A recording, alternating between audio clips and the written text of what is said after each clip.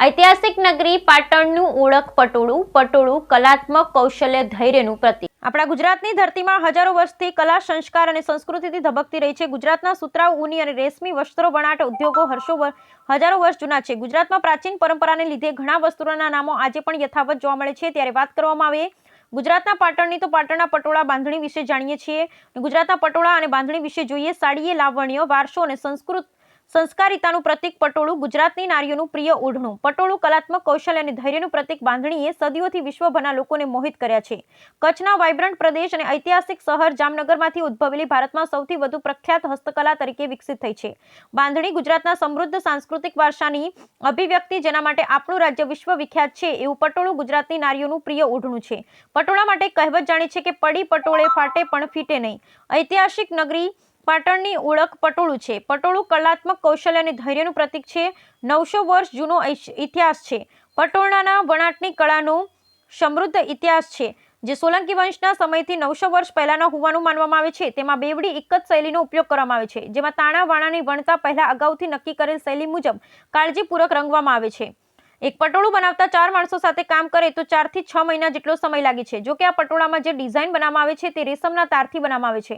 આ પટોળું બંને બાજુ પહેરી શકાય છે। પટોળા ગુજરાત અને ભારત ઉપરાંત વિદેશમાં પણ ઘણું લોકપ્રિય છે।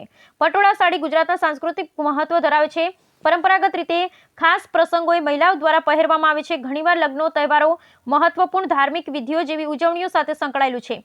સાડી એ લાવણ્ય, વારસો અને સંસ્કારિતાનું પ્રતીક છે। પટોળું ગુજરાતની સદીઓ જૂની વણાટ પરંપરાઓને પ્રતિબિંબિત કરે છે, જેની જટિલ ડિઝાઇન, ઉધમા ઉત્પાદન પ્રક્રિયા અને સમૃદ્ધ સાંસ્કૃતિક મહત્વ તેને વિશ્વના સૌથી કિંમતી કાપડમાંથી એક છે। બાંધણીમાં જુદી જુદી કલાત્મક ડિઝાઇન જોવા મળે છે। તેમાં ટપકાની, ફૂલની, ફળની, ભૌમિતિક, પાંદડાની ભાત કે હાથી, ઘોડા જેવા પ્રાણીની ભાત જોવા મળે છે।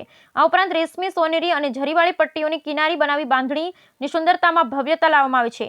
મલમલ, ફાઇનલ મલમલ, હેન્ડલૂમ અથવા રેશમી કાપડ પરંપરાગત પસંદગીઓ હતી, પરંતુ હવે સિફોન, જ્યોર્જેટ અને ક્રેપનો પણ બાંધણી માટેનો બ્રેસ ફેબ્રિક્સ તરીકે ઉપયોગ થાય છે। બાંધણીમાં વપરાતા રંગો આકર્ષક હોય છે। બાંધણીના કાપડમાં લાલ, પીળો, લીલો, વાદળી, જાંબુડિયાના વાઇબ્રન્ટ રંગછાંટ કરવામાં વારંવાર જોવા મળે છે, જે દરેક જીવન અને સંસ્કૃતિના વિવિધ પાસાઓનું પ્રતિનિધિત્વ કરે છે। બાંધણીના વાઇબ્રન્ટ રંગો અને ડિઝાઇનની માત્ર ભારતમાં જ નહીં, પરંતુ આંતરરાષ્ટ્રીય સ્તરે પણ વધુ માંગ રહી છે। બાંધણી ગુજરાતના સમૃદ્ધ સાંસ્કૃતિક વારસાની અભિવ્યક્તિ કરે છે। બાંધણી ફેબ્રિક બનાવનાર કારીગરો કુશળતા અને જ્ઞાન પેઢી દર પેઢી પસાર કરે છે। કલાનું સ્વરૂપ રાજ્યની અર્થવ્યવસ્થાને નોંધપાત્ર છે, કારણ કે તે સ્થાનિક કારીગરોને ટેકો આપે છે અને ટેક્સટાઇલનો ઇનોવેશનના હબ તરીકે ગુજરાતની પ્રતિષ્ઠામાં ફાળો આપે છે। આ હસ્તકળા પાછળના કારીગરોનું સન્માન કરવું તે ખૂબ મહત્વપૂર્ણ છે।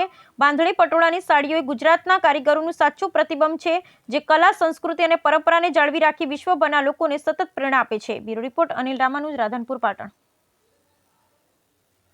तो जो पाटन का पटोला बोलते हैं वो आज से करीबन 30 साल पहले की बात करूँ, जब से मैंने ये पटोला का काम करना शुरू किया था।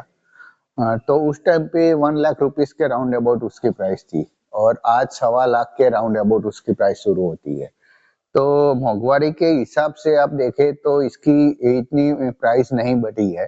अभी 1.25 लाख का जो पटोला आता है 1.5 लाख का आता है। तो एवरेज जो दूसरी चीज की सबकी जो दाम बढ़े हैं जिस चीज के, उस हिसाब से पाटन के पटोले के दाम बहुत ही कम बढ़े हैं, क्योंकि जो आज से 30 साल पहले जो लाख रुपए का पटोला बेच रहे थे, वो आज 1.25 लाख 1.5 लाख का बेच रहे हैं। तो मोंघवारी के हिसाब से, और दूसरी चीज ये है कि इस पे बहुत हार्ड वर्क है। 700 फैमिली बनाती थी आज से 900 से 1000 साल पहले, तो आज सिर्फ 3-4 फैमिली बना रही है ओरिजिनल डबल इकेट पटोला पाटन में।